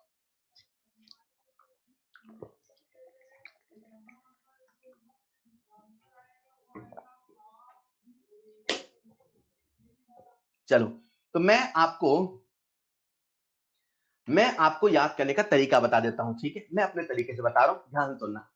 ये मैंने लिखा है cubic, tetragonal, orthorhombic, rhombohedral, hexagonal, monoclinic, triclinic. तो कैसे याद करना है? मैं इधर हिंदी लिख देता हूं, है ना, हिंदी तो आती है ना आप लोगों को, भूल तो नहीं है पूरी तरीके से। क्यों क्यूबिक बोले तो क्यों तेरी ओर, क्यों तेरी ओर, क्या लिखा मैंने? क्यों तेरी ओर, फिर आ, तो आ को कर दो साइड में, क्यों तेरी ओर आ रहा हूं, क्यों तेरी ओर आ रहा हूं, मन तेरा क्लिनिक हो गया, मन तेरा क्लिनिक, तो लास्ट में क्लिनिक है, मन तेरा क्लिनिक हो गया, मन तेरा क्लिनिक हो गया। तो इस प्रकार से आप याद कर पाएंगे ये सारा का सारा सिस्टम। कैसा? क्यों बोले तो क्यूबिक, तेरी ओर बोले तो टेट्रागोनल, और आ गया मतलब और एक दो बार लिख के प्रैक्टिस करो याद हो जाएगा, ऑर्थोरोम्बिक, फिर आ गया रोम्बोहेड्रल, फिर आ गया हेक्सागोनल, मन मोनोक्लिनिक, तेरा क्लिनिक ट्राइक्लिनिक, लास्ट में दोनों क्या? Clinic clinic. क्लियर? फिर आते हैं अपन इनकी एज लेंथ पे, वो भी याद करना है। कैसे याद करेंगे? A B C A B C A B C A B C A B C A B C A B C, लिख लिया। अब सबसे पहले दोनों इक्वल, क्यूबिक सबको याद है, दोनों इक्वल, फिर एक इक्वल नहीं, फिर दोनों इक्वल नहीं, फिर दोनों इक्वल, फिर एक इक्वल नहीं, फिर दोनों इक्वल नहीं, दोनों इक्वल नहीं। एज लेंथ भी याद हो गई, याद हो गई। फिर आते हैं एंगल पे, राइट। अब एंगल कैसे याद करना है? Alpha beta gamma, alpha beta gamma, alpha beta gamma. तो अगर आप ध्यान से देखो, जब मैं आपको बता रहा था, है ना, तो क्यों तेरी ओर, क्यूबिक, टेट्रागोनल, ऑर्थोरोम्बिक, राइट। तो अगर आप ध्यान से देखो इन तीनों में जो एंगल है वो 90 है, आप कोई भी एंगल देखो 90 है। तो ऐसे याद रखो, जो पहले तीनों है लाइन से, alpha beta gamma, alpha beta gamma, alpha beta gamma, 90 90 90। Clear? क्यों तेरी ओर, फिर आगे कहा, क्यों तेरी ओर आ रहा हूं, तो अपने ट्रिक क्या है? आ रहा हूं, रहा हूं मतलब क्या हो गया? Rhombohedral, right. तो सब रोम्बोहेड्रल बोलते हैं, ट्राइगोनल बोलते हैं, ये वाला। तो थोड़ा मैंने चेंज किया है ट्रिक के हिसाब से, ठीक है। तो इसमें क्या है, तीनों जो एंगल है, alpha is equal to beta is equal to gamma, पर वो 90 नहीं है। तो आपको ट्रिक से कैसे याद रखना है? लाइन से पहले तीनों 90 90 90, alpha beta gamma, alpha beta gamma, alpha beta gamma, 90 90 90। फिर अगला क्या है? अल्फा बीटा गामा, इक्वल तो है पर 90 नहीं है। जो हेक्सागोनल है वो अलग से हमारे सिलेबस में आएगा, मतलब आपका जो सिलेबस है उसमें आप दो ही तरह के यूनिट सेल पढ़ते हो। 98% आपका जो सिलेबस है वो क्यूबिक है, और 2% जो सिलेबस है वो हेक्सागोनल है। तो आता है तो बच्चों को याद हो जाता है। अभी मैं बता देता हूँ क्या है वो। Alpha is equal to beta is equal to 90 degree, और जो गामा है वो है 120 डिग्री, मतलब कोई एक एंगल इसमें 120 होगा और दो एंगल 90 होंगे। क्लियर? तो ये हो गया हमारा हेक्सागोनल। फिर आते हैं मोनोक्लिनिक और ट्राइक्लिनिक में। तो अगर आप मोनोक्लिनिक को ध्यान से देखो तो इसमें क्या है? दो एंगल 90 है पर एक एंगल 90 नहीं है, और ट्राइक्लिनिक में कोई भी एंगल 90 के बराबर नहीं है, ना तो इक्वल है ना तो 90 के बराबर है। तो बच्चों याद कैसे करना है? सुनना ध्यान से। तीनों एंगल लाइन से 90 90 90, फिर एक 90 के इक्वल नहीं है। हेक्सागोनल अलग से केस आएगा, वो याद हो जाएगा, इसी मैंने अलग से लिखा है, तो भूल जाओ तो परेशान मत होना। तीनों एंगल 90 90 90, फिर दो इक्वल है पर 90 नहीं है, दो 90 एक 120 है, फिर एक 90 नहीं है, दो इक्वल है, और फिर लास्ट में कोई भी 90 नहीं है। तो क्यों तेरी ओर आ रहा हूं, मन तेरा क्लिनिक हो गया, एंगल एजएलएम और फिर एंगल, तो एजएलएम एबीसी एबीसी एबीसी एबीसी, दोनों इक्वल एक इक्वल नहीं, दोनों इक्वल नहीं, दोनों इक्वल एक इक्वल नहीं, दोनों इक्वल नहीं, दोनों इक्वल नहीं। एंगल लाइन से पहले तीनों 90 है, उसके बाद फिर एक 90 नहीं है। हेक्सागोनल अलग से याद हो जाएगा, फिर भी याद करना चाहो तो कर सकते हो। अल्फा बीटा 90 गामा 120 है। फिर आते हैं अपन इस पे, अल्फा बीटा गामा 90 बराबर नहीं है, लास्ट में कुछ भी 90 नहीं है। लास्ट में आप देखो यहाँ पे कुछ नंबर लिखा हुआ है। बच्चों ये जो है ना, ये क्रिस्टल सिस्टम है, मतलब दुनिया के जितने भी सॉलिड आपको मिलने वाले हैं वो सारे के सारे सॉलिड इन्हीं सातों में से कुछ एक है। सातों यहाँ लिखा है 5 5 6, ये है 6, ये है 7, है ना, काउंटिंग मिस्टेक, सॉरी। तो दुनिया की जितने भी सॉलिड हैं, राइट, वो इन्हीं सातों में से कोई एक है। अब जैसा मैंने कहा, ये जो सॉलिड है ना, ये उनका क्रिस्टल सिस्टम ऐसा है, उनमें ज्योमेट्री ऐसी है, तो उनके जो यूनिट सेल है ये होंगे। पर अपने को पता है कि जो यूनिट सेल है वो चार टाइप के होते हैं, या तो प्रिमिटिव होंगे, या तो बॉडी सेंटर्ड होगा, या तो फेस सेंटर्ड होगा, या तो एंड सेंटर्ड होगा। तो भैया दुनिया के जितने भी सॉलिड हैं उनका यूनिट सेल होगा इन्हीं चारों में से कोई एक होगा। तो वो क्या क्या होगा आपको ऐसे याद रखना। तो कैसे याद रखोगे, 324 324 1121। अब जैसे आप मोबाइल नंबर याद करते हो, और मोबाइल नंबर याद करने में तो आप माहिर हो, मतलब आप तो इतने काबिल हो कि हवा में मोबाइल नंबर याद हो जाए, नहीं? हाँ, बच्चों से अक्सर कहता हूं मैं, आप तो हवा में मोबाइल नंबर याद कर लो तो मोबाइल नंबर आपको याद हो जाता है। अब ये किसी का दिमाग होता है, उसको कैसे नंबर याद होता है, जैसे कुछ लोग 3 3 सेट के नंबर में याद करते हैं, और कुछ लोग 2 2 के सेट में याद करते हैं। तो इट्स एवरीवन, मतलब कैसे आप याद करते हो, तो आपको नंबर याद करना है। मोबाइल नंबर 10 डिजिट का होता है और आपको याद हो जाता है, तो ये 7 डिजिट का है, 324 1121। आसान है। अब ये क्या कहना चाहता है सुनिएगा, इसका मतलब ये है कि जो क्यूबिक है उसके नेचर में 3 यूनिट सेल ही मिलने वाले हैं। टोटल 4 पॉसिबिलिटी है, पर हर क्रिस्टल के चारों नहीं मिलते। क्यूबिक के नेचर में 3 ही मिलने वाले हैं, टेट्रागोनल के नेचर में 2 ही मिलने वाले हैं, ऑर्थोरोम्बिक के चार के चारों मिलते हैं, rhombohedral 1, hexagonal 1, monoclinic 2, triclinic 1। Clear? अब जो मैं कहने वाला सुनिएगा, तो जैसे आपने कहा 324 112 1, तो एक चीज तो बच्चों के दिमाग में आ गई भाई, ऑर्थोरोम्बिक ही मात्र एक ऐसा क्रिस्टल सिस्टम है कि उसका जो यूनिट सेल है मात्र वही ऐसा है जो चारों फॉर्म में मिलेगा, मतलब प्रिमिटिव भी मिलेगा, बॉडी सेंटर्ड भी मिलेगा, फेस सेंटर्ड भी मिलेगा, और एंड सेंटर्ड मिलेगा। और ऐसा कोई क्रिस्टल सिस्टम नहीं है जिसके नेचर में चारों कॉम्बिनेशन पॉसिबल है। और ऐसा कोई क्रिस्टल सिस्टम नहीं है जिसका नेचर में चारों कॉम्बिनेशन पॉसिबल है। बच्चों यहाँ जो नंबर लिखा है इनमें एक सिमिलरिटी है। सिमिलरिटी ये है, इन सब में प्रिमिटिव तो है ही सही, मतलब 3 में भी एक प्रिमिटिव है, 2 में भी एक प्रिमिटिव है, 4 में भी एक प्रिमिटिव है, और एक तो अकेला प्रिमिटिव है, एक अकेला प्रिमिटिव है, 2 में एक प्रिमिटिव है, एक में एक प्रिमिटिव है, मतलब इन सब के कम से कम एक तो प्रिमिटिव जरूर है। कंसेप्ट नंबर 1, सातों क्रिस्टल सिस्टम के कम से कम एक प्रिमिटिव जरूर है। कंसेप्ट नंबर 2, ऑर्थोरोम्बिक मात्र एक ऐसा है जिसके चारों पॉसिबल है। कंसेप्ट नंबर 3, ये बताओ बच्चों, ऑर्थोरोम्बिक के चारों पॉसिबल है, यानी ऑर्थोरोम्बिक का क्यूबिक प्रिमिटिव भी है, बॉडी सेंटर्ड भी है, फेस सेंटर्ड भी है, एंड सेंटर्ड भी है। जितने भी यूनिट सेल आपको नजर आ रहे हैं उनमें जो एंड सेंटर्ड है वो मात्र 2 जगह मिलता है। एक मिलता है ऑर्थोरोम्बिक में, 4 है तो मिलेगा ही, और एक मिलता है मोनोक्लिनिक। मोनोक्लिनिक और ऑर्थोरोम्बिक के अलावा किसी भी क्रिस्टल सिस्टम में का जो यूनिट सेल है वो कभी भी आपको एंड सेंटर्ड नहीं मिलता। तो इसे ऐसे समझो कि दुनिया में जितने भी सॉलिड हैं उनका जो भी क्रिस्टल सिस्टम है उनमें अक्सर प्रिमिटिव मिलता है, प्रिमिटिव के बाद नंबर बॉडी सेंटर्ड का आता है, उसके बाद नंबर फेस सेंटर का आता है, एंड सेंटर तो सबसे कम मिलता है, और 2 ही जगह मिलता है, एक ऑर्थोरोम्बिक और दूसरा मोनोक्लिनिक है। क्लियर? बच्चों एक सवाल मैं आपसे पूछना चाहता हूं, पूछ लो क्या? आपके सामने जो ये 7 क्रिस्टल सिस्टम है उनमें बताओ सबसे ज्यादा सिमेट्रिकल कौन है?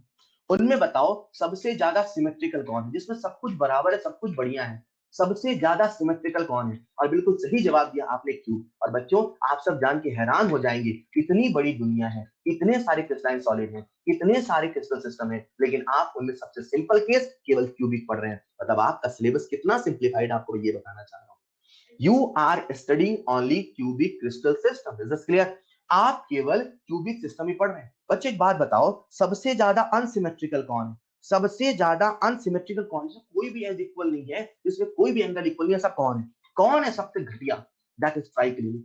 ट्राइक्लिनिक का जो क्रिस्टल सिस्टम है सबसे ज्यादा अनसिमेट्रिकल है, और अगर इसे पढ़ने बैठ गए ना तो हालत खराब हो जाएगी। And this triclinic study involves complete mathematical geometrical knowledge, जो आपके सिलेबस में ऑब्वियसली नहीं है। Is that clear? तो हम लोग पढ़ रहे हैं केवल क्यूबिक। ऑलराइट, चलिए सुनिएगा ध्यान से। यार दुनिया में टोटल कितने क्रिस्टल सिस्टम है? ध्यान सुनिएगा मेरा सवाल। दुनिया में टोटल कितने क्रिस्टल सिस्टम है? क्रिस्टल सिस्टम, बोलो बोलो बोलो। एक बच्चा गिन रहा है 4। अरे क्रिस्टल सिस्टम बोल रहा हूँ भाई, यूनिट सेल नहीं पूछ रहा हूं मैं। यूनिट सेल नहीं, क्रिस्टल सिस्टम। टोटल कितने तरीके क्रिस्टल मिलेंगे? 7 तरीके, राइट। ये जो 7 तरीके हैं उनके टोटल यूनिट सेल कितने? एक बार सबको ऐड करना जरा। 3 + 2 + 4 + 1 + 1 + 2 + 1, बोलो कितना आएगा? बोलो तो 14। ब्रेविस साहब ने कहा कि दुनिया का कोई भी क्रिस्टलाइन सॉलिड होगा वो इन्हीं 14 में से कोई एक होगा, और इन्हीं 14 हम कहते हैं ब्रेविस लैटिस। 14 ब्रेविस लैटिस, मतलब कोई भी सॉलिड उठा लो, कोई भी सॉलिड उठा लो, भूल जाओ उसका नाम क्या है, क्यों तेरी ओर आ रहा हूं मन तेरा, भूल जाओ उसका नाम क्या है। एक बात पक्की है, इन्हीं 14 में से कोई एक होगा, and this 14 is known as 14 Bravais lattices. Is this clear? Is this clear? अरे याद हो गया क्या आप सबको? याद हो गया क्या? तो देखो ये लिखा हुआ है, जो क्यूबिक है उसके 3 है भाई, 3 है तो प्रिमिटिव हो गया body centre face, and centre केवल 2 ही जगह है। एंड सेंटर कहां है? एक मोनोक्लिनिक में है, ऑर्थोरोम्बिक में कहीं है नहीं। तो इसका जो कंक्लूजन यहां लिखा हुआ है, टोटल 14 ब्रेविस लैटिसेस हैं। Triclinic is the most unsymmetrical, orthorhombic have maximum possible combination, आपने देखा ही था। एंड सेंटर केवल 2 ही जगह पॉसिबल है, एक मोनोक्लिनिक और एक ऑर्थोरोम्बिक। बोलो बच्चों, एग्जाम है। मान लो सॉलिड स्टेट से की सवाल आया, कुछ ऑर्थोरोम्बिक का कैसा होता है एज लेंथ, कैसा होता है एंगल, तो यार टेबल याद होनी चाहिए। Is this clear? Is this clear? अगर क्लियर है तो आप कुछ सवाल करें। सबसे पहला सवाल आप सबके सामने स्क्रीन पे, फटाफट आंसर देंगे।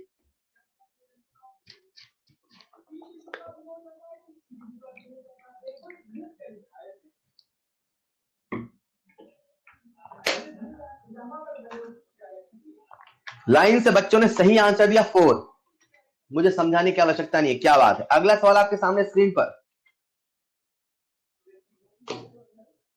देखो, सॉलिड स्टेट बन रहा है।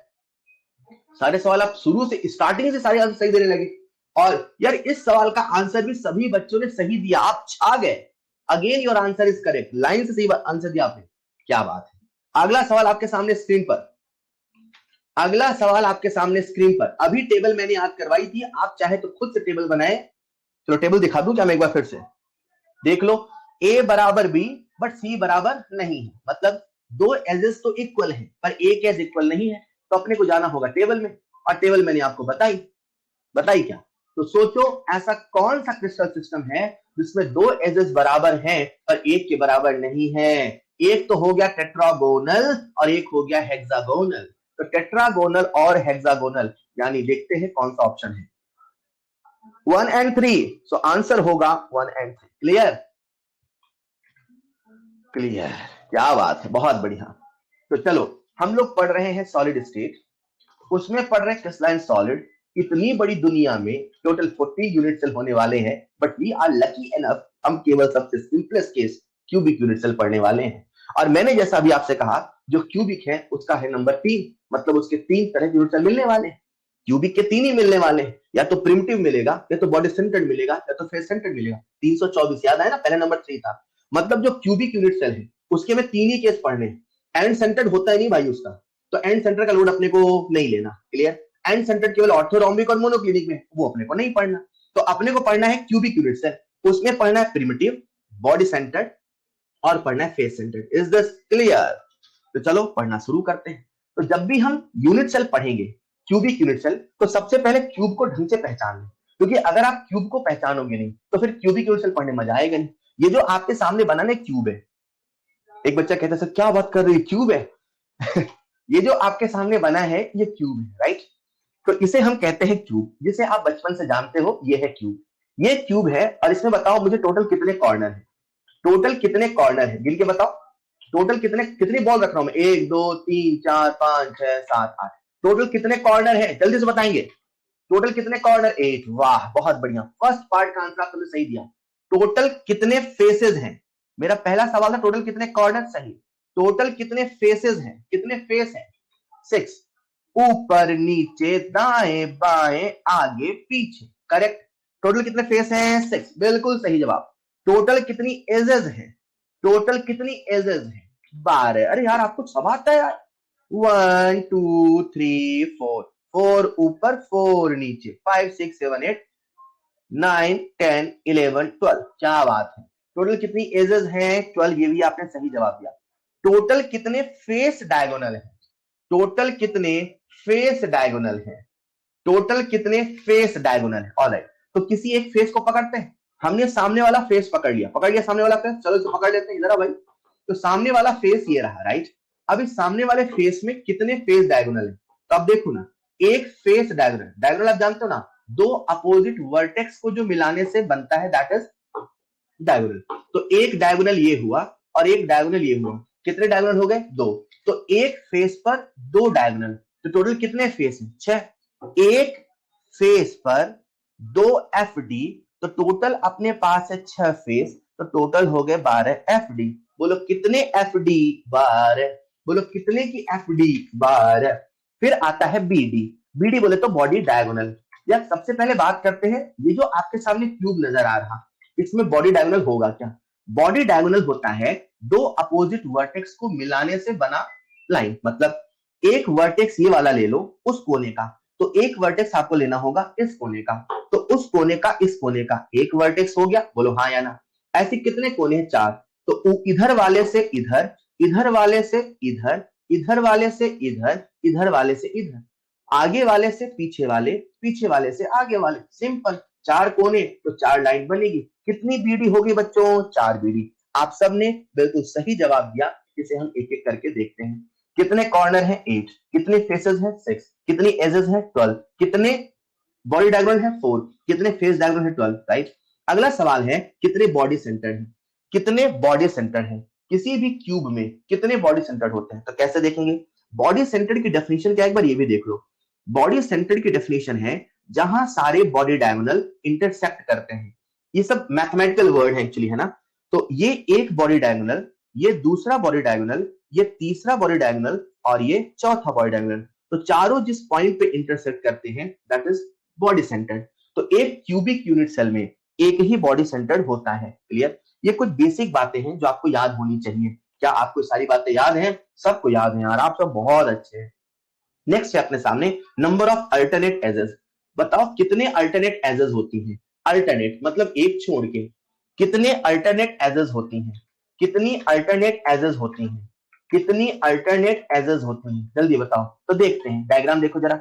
ये आपके सामने क्यूब बना है क्या? इस क्यूब में हमें देखना है अल्टरनेट एज।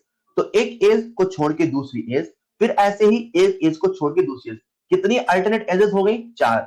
अगला है अल्टरनेट फेस। तो डायग्राम देखते हैं। इमेजिन करो ऊपर वाला फेस, हमें बताना है अल्टरनेट। अल्टरनेट मतलब एक छोड़ के, तो इसको छोड़ के, तो ये वाला छोड़ दो तो नीचे वाला। क्लियर? ये वाला छोड़ दो तो नीचे वाला। तो कितने अल्टरनेट एजेस हो गई? कितने अल्टरनेट फेस हो गए? 2। एक क्यूबिक सिस्टम में टोटल 2 अल्टरनेट फेस होते हैं। इन द सेम वे अगर आप ध्यान से देखें बच्चों, तो कितने अल्टरनेट कॉर्नर होते हैं? राइट। कितने कॉर्नर हैं? अल्टरनेट मतलब एक छोड़ के, अल्टरनेट मतलब एक छोड़ के। तो कोई एक कॉर्नर पकड़ लो, एक छोड़ के दूसरा, एक छोड़ के दूसरा, एक छोड़ के दूसरा। टोटल कितने कॉर्नर है? 4। देखो जरा, ये सारे के सारे जो कॉर्नर है क्या एक छोड़ के हैं? मतलब टोटल कितने अल्टरनेट कॉर्नर है? 4। आपको याद रहेंगे? एक बार सब मेरे साथ बोलना, कितने अल्टरनेट एजेस, और दिमाग में पिक्चर बनाने की कोशिश करना। अल्टरनेट एजेस पिक्चर बना लो पिक्चर। अल्टरनेट फेसेस बना लो पिक्चर। अल्टरनेट कॉर्नर बना लो पिक्चर। बना लिया पिक्चर? पिक्चर दिमाग में बनाने की कोशिश करना, आगे आएगा फिर आपको मैं फिर दिखाऊंगा। चलेगा क्या? ऑलराइट। तो ये कुछ बेसिक बातें हैं क्यूब से रिलेटेड जो आपको पता होनी चाहिए। उसके बाद नेक्स्ट पॉइंट आता है, किसी भी क्यूब में होता है फेस डायगोनल और होता है बॉडी डायगोनल। जो क्यूब डायगोनल है that is basically body diagonal. इनकी लेंथ कितनी होती है? तो सबसे पहले बात करते हैं अपन एफडी की। एफडी बोले तो फेस डायगोनल। तो इमेजिन करो ये हमारे सामने एक क्यूब है, दिख रहा है क्या आप सबको? इमेजिन करो ये हमारे सामने एक क्यूब है। इमेजिन करो इस क्यूब की जो एज लेंथ है वो है ए। तो हमने इसकी एज लेंथ ए मानी। अब हमें बताना है ये जो फेस डायगोनल है जो मैं ड्रॉ कर रहा हूं अभी, राइट, इसकी लेंथ कितनी है? तो अपन क्या करते हैं, इस फेस को जूम करके देखते हैं। इसका जो फ्रंट फेस है हमने इसे जूम करके देखा। अब ये वाली जो लेंथ थी वो लेंथ थी ए। ओके, तो ये वाली भी लेंथ कितनी होगी? ए। ओके, क्योंकि क्यूब की खासियत है इसके सभी एजेस इक्वल हैं। हमें ये वाली लेंथ बतानी है। हमें पता है ये वाला एंगल 90 डिग्री का है, हमने इसे एक्स मान लिया, चलेगा। लगाते हैं पाइथागोरस थ्योरम, जो क्या कहता है एस स्क्वायर बराबर ए स्क्वायर प्लस ए स्क्वायर, यानी जो एक्स की वैल्यू है वो कितनी है √2a। बच्चों आज से आपके दिमाग में फिक्स होना चाहिए कि जो फेस डायगोनल होता है उसकी लेंथ होती है √2a। आज से आपके दिमाग में फिक्स होना चाहिए कि जो फेस डायगोनल होता है उसकी लेंथ होती है √2a, याद रहेगा। तो एक फेस डायगोनल की लेंथ कितनी है √2a। और जितने भी फॉर्मूले आगे आएंगे, जब जब फेस आएगा मतलब फेस सेंटर्ड आएगा, फेस कुछ भी आएगा, साथ में हमेशा √2a जरूर आएगा। ये आगे चल के अपना ट्रिक भी बनेगा, क्लियर। तो फेस डायगोनल की लेंथ कितनी होगी √2a। नेक्स्ट है बॉडी डायगोनल। अब हम इस बॉडी डायगोनल की लेंथ निकाल रहे हैं, मैं रेड कलर से मार्क कर रहा हूं, ये जो बॉडी डायगोनल है अपने को इसकी लेंथ निकालनी है, तो जिसकी लेंथ निकालनी है उसे मान लेते हैं x, क्लियर। अब ध्यान से इस क्यूब को देखो बच्चों, ये वाली जो लाइन है ये क्यूब का एज है और इसकी लेंथ कितनी है a, और ये जो नीचे हमने ऐसे तिरछी करके लाइन बनाई है f और d को जो ज्वाइन कर रहे हैं, दिस इज बेसिकली नीचे वाले फेस का फेस डायगोनल। नीचे वाले फेस का फेस डायगोनल मतलब इस ट्रायंगल को मैं इधर बनाता हूं, ये जो ट्रायंगल बना है उसे इधर बना रहा हूं, ये हो गया हमारा BF, मतलब ये वाली लाइन जिसकी लेंथ है a, और ये हो गया हमारे नीचे वाला FD। जैसा कि आप देख सकते हैं इन दोनों के बीच में जो एंगल है वो है 90 डिग्री का, मतलब ये वाला जो एंगल है 90 का है। देखने में आपको यहाँ तिरछा नजर आ रहा, बट वास्तव में राइट एंगल ट्रायंगल है, और इन दोनों को हमने ऐसे ज्वाइन कर दिया, क्लियर। ये लेंथ हो गई a और ये फेस डायगोनल लेंथ हो गई √2a। हमें ये वाली लेंथ बतानी है दैट इज x, तो कैसे निकालें, फिर से लगाते हैं पाइथागोरस थ्योरम, यानी x स्क्वायर बराबर √2a का होल स्क्वायर यानी 2a square plus a square. तो बोलो x कितना आ गया √3a, तो अपने पास बॉडी डायगोनल आ गया √3a, क्लियर क्लियर। अब जिस बच्चे को दिख गया बहुत अच्छी बात है, एक बच्चा वहां लिख रहा है सर रूम में इमेजिन कर सकते हैं, यार काहे को रूम में देख रहे हो जब साफ साफ इतना बढ़िया पीपीटी में डायग्राम 3D दिख रहा है। जब हम क्लास में पढ़ते हैं ना तो वहां ऐसा 3D डायग्राम नहीं होता, वहां रूम में देखो चलेगा, इतना बढ़िया पीपीटी में आपको 3D डायग्राम दिख रहा है, आपको यहाँ रूम में देखने की आवश्यकता पड़ रही है, आप कैसी बातें कर रहे हो। खैर जिनको दिख गया अच्छी बात, जिनको नहीं दिखा रट्टा मार खुशियां हजार। FD होता √2a, BD होता √3a।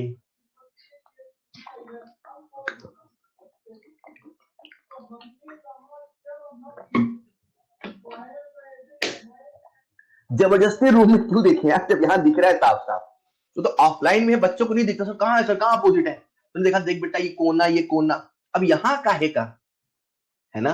तो यहाँ तो दिख रहा है यार, क्लियर कट आपको दिख रहा है, बस देखने की चेष्टा करनी है, चेष्टा होनी चाहिए, राइट। ऐसा ही देखना ही नहीं अपने को, हम नहीं देखेंगे सर, हम तो रूम में देख, ऐसा नहीं है ना।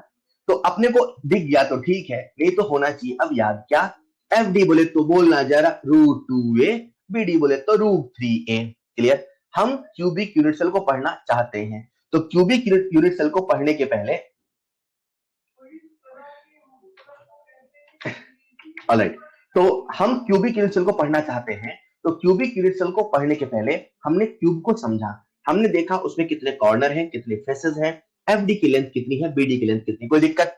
नेक्स्ट पॉइंट अपने सामने है बच्चों, distance between two adjacent face centre. क्या बोला मैंने, distance between two adjacent face centre. Adjacent क्या होता है, एडजेसेंट का मतलब होता है जस्ट बगल वाला, मतलब इमेजिन करो ये अपने सामने एक क्यूब है, क्या है बच्चों क्यूब।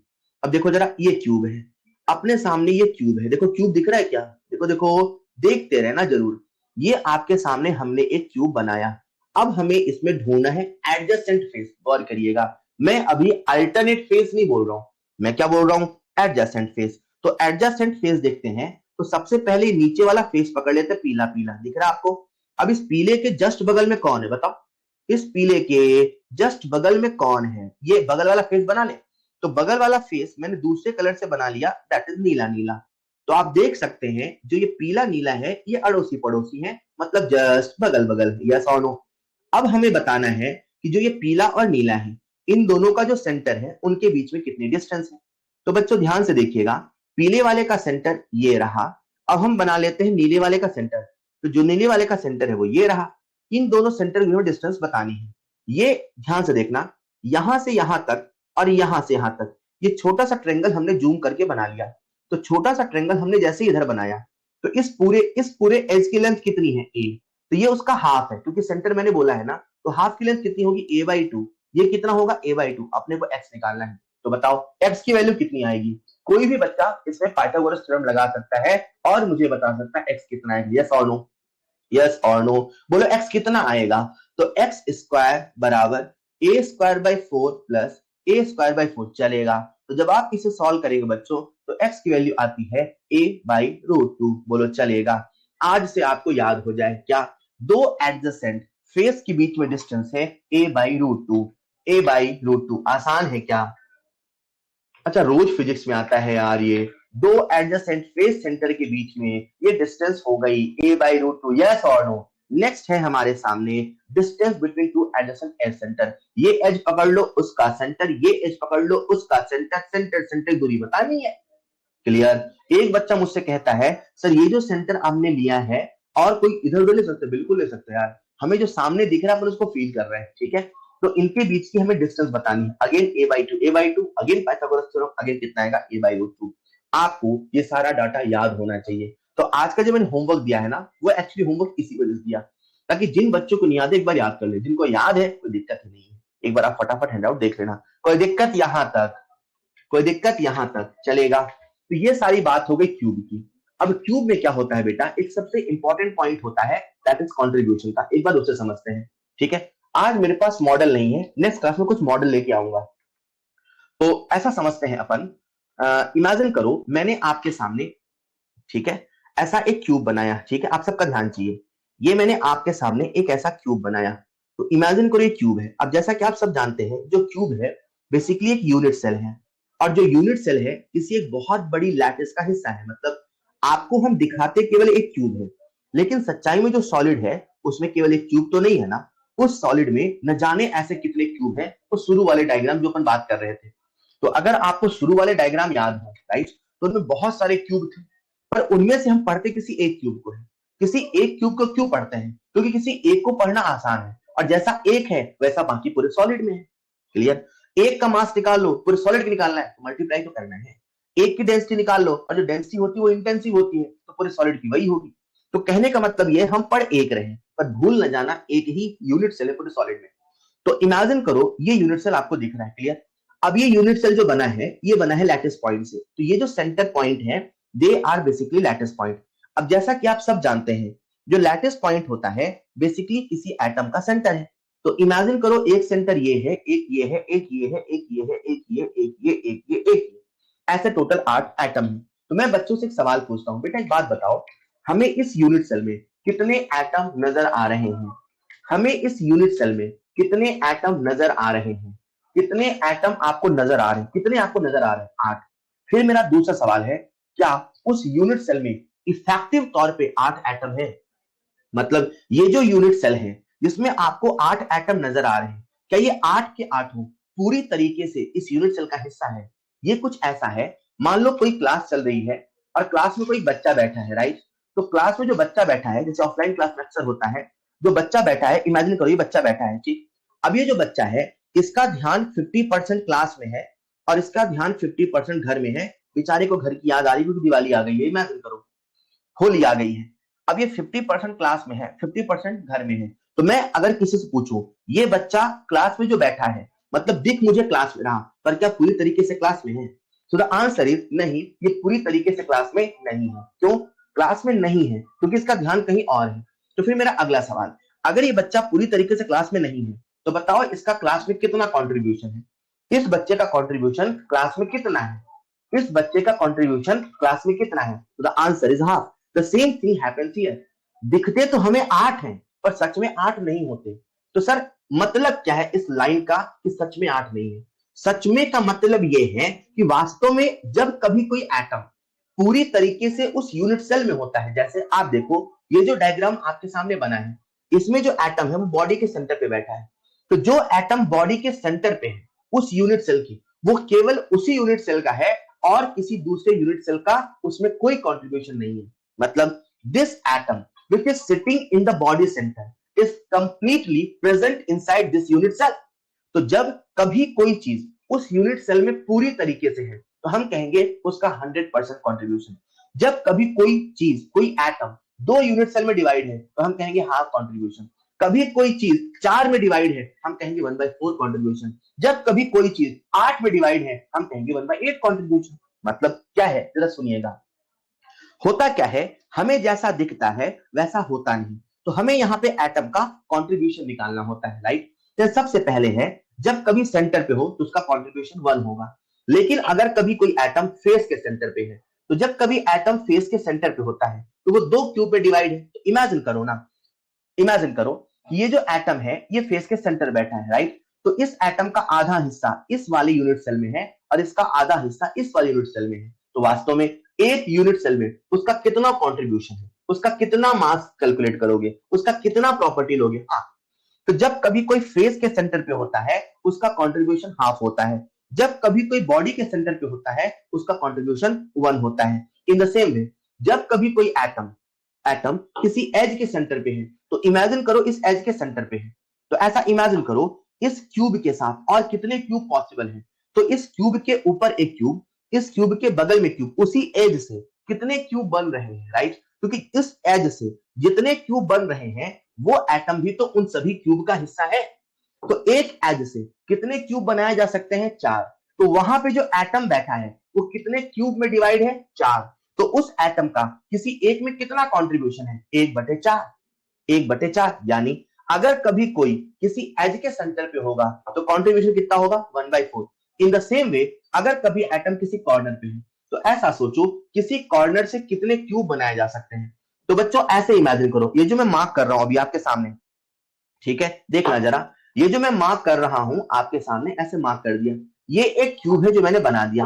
अब इस क्यूब का कोई एक कॉर्नर हम पकड़ लेते हैं, दैट इज ये वाला।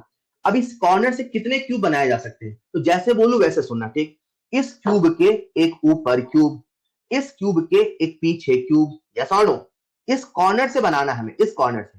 तो क्यूब के ऊपर एक क्यूब, क्यूब के पीछे एक क्यूब, और वो जो पीछे वाला क्यूब है उसके ऊपर एक क्यूब। मतलब इस हरे वाले क्यूब के इधर कितने क्यूब हो गए, 2 ऊपर एक पीछे, 3 हो गए, यस और नो। तो ये जो क्यूब है इधर कितने में डिवाइड हुआ, एक तो खुद में डिवाइड हुआ, 3 ये 4 हो गए। ऐसे इधर आ जाओ, तो इधर भी 2 ये है और 2 ये है, तो कितने हो गए, 4। तो एक कॉर्नर कितने क्यूब बना रहा है, 8। तो ऐसा सोचो ना, ये एटम जो कॉर्नर पे बैठा है वो कितने क्यूब में डिवाइड है, 8 में। तो एक एटम जो 8 में डिवाइड है, तो किसी एक में वो इफेक्टिवली कितना है, उसका कंट्रीब्यूशन कितना, 1/8। अगर किसी बच्चे को ये दिख जाता है तो बहुत अच्छी बात है, मैं नेक्स्ट क्लास में मॉडल भी लेके आऊंगा, निश्चित रहो।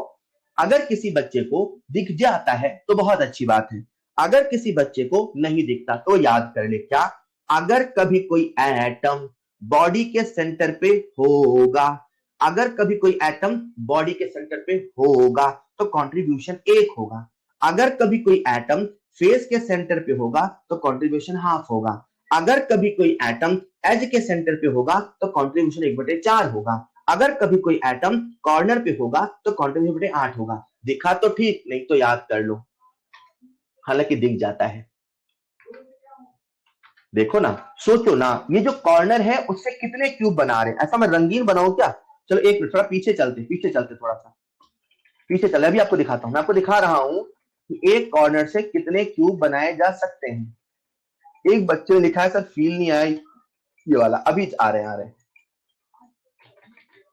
एक कॉर्नर से कितने क्यूब बनाए जा सकते हैं। चलो अभी देखो जरा, जिसने मुझसे पूछा था, बोला था सर वो लास्ट वाला नहीं आया सर, कॉर्नर वाला, उसके लिए देखो जरा, ये नीला नीला क्यूब नजर आ रहा है, ये कॉर्नर पकड़ लो, कॉर्नर पकड़ लिया क्या।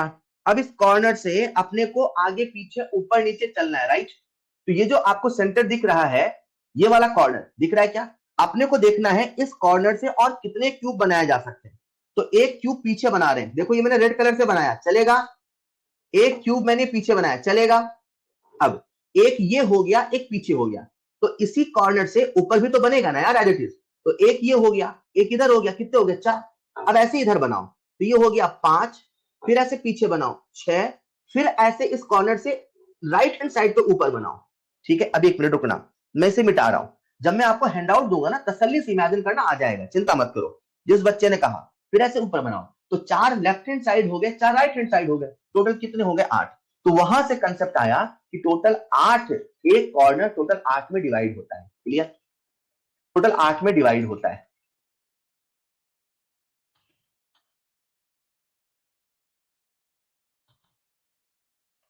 तो मैं कह रहा था कि अगर किसी को ये दिख गया तो बहुत अच्छी बात है, अगर किसी को दिख गया तो बहुत अच्छी बात है, नहीं तो इसे याद करे क्या कि जो बॉडी सेंटर पे होता है उसका कंट्रीब्यूशन होता है 1, जो फेस के सेंटर पे है उसका कंट्रीब्यूशन है हाफ, जो एज के सेंटर पे है उसका कंट्रीब्यूशन 1/4 और जो कॉर्नर पे है 1/8। क्लियर? जो नहीं समझा उसके लिए था। ऑलराइट, चलिए मैं मान के चल रहा हूं आपको इतनी सारी बातें याद हैं। एक बार बताओ हम लोग क्या पढ़ रहे हैं, चैप्टर का नाम बताओ, चैप्टर नाम जल्दी से। हम लोग क्या पढ़ रहे हैं? हम लोग पढ़ रहे हैं सॉलिड स्टेट। उसमें भी कौन सा सॉलिड पढ़ रहे हैं? Crystalline solid. क्रिस्टलाइन सॉलिड के टोटल कितने पॉसिबल केसेस हो सकते हैं? टोटल 14 पॉसिबल केसेस हो सकते हैं, लेकिन हम लोग केवल क्या पढ़ रहे हैं? Cubic unit cell. अब क्यूबिक जो यूनिट सेल है वो नेचर में कितने तरीके से मिल सकता है? क्यूबिक यूनिट सेल नेचर में 3 तरीके से मिल सकता है, या तो प्रिमिटिव होगा, या तो बॉडी सेंटर्ड होगा, या तो फेस सेंटर्ड होगा। एंड सेंटर्ड केवल 2 ही केस में मिलता है, कोई नाम बता पाएगा? जो एंड सेंटर यूनिट सेल है केवल 2 ही क्रिस्टल सिस्टम में मिलता है, कोई नाम बता पाएगा? एक तो है ऑर्थोरोम्बिक और एक है मोनोक्लिनिक।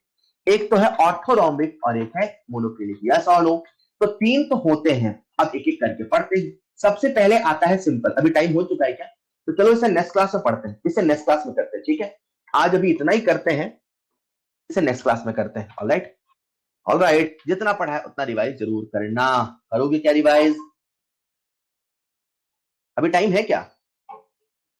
चलो ठीक है, आज वो फिर पूरा फ्लो में करेंगे, मजा आएगा, है ना? वो फिर मैं आधा करा दूंगा तो अच्छा नहीं लगेगा, नेक्स्ट क्लास से करेंगे, ठीक है? तो आज के लिए इतना ही। सबसे पहले आपको मैं क्लास का हैंड आउट दे रहा हूं। That's all for today, thank you so much.